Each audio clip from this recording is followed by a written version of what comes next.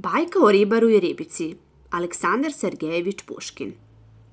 U dalekoj zemlji nekoj, iza brda, iza gora, na obali sinjeg mora, koliba je bila jedna, vrlo stara, trošna, bedna.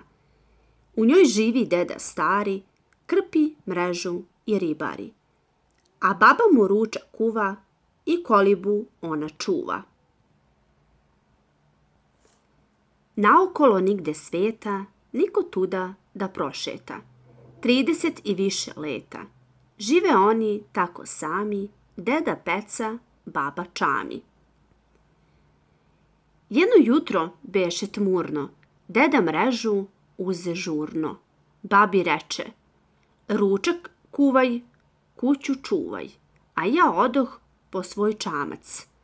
Poneo sam dobar mamac, pa se nadam neću kriti da će danas ribe biti. Naveze se ona more u osvitak bele zore.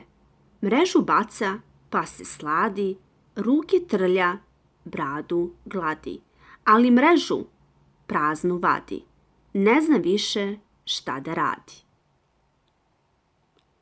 Sunce zađe, već se smrači i nebo se naoblači, ali ribe nigde nema i deda se kući sprema. Tad još jednom mrežu spusti, sa čela mu oblak gusti. Rasturi se i nestade, u mrežu mu riba pade. Neobična riba neka gleda u nju s čudom deka.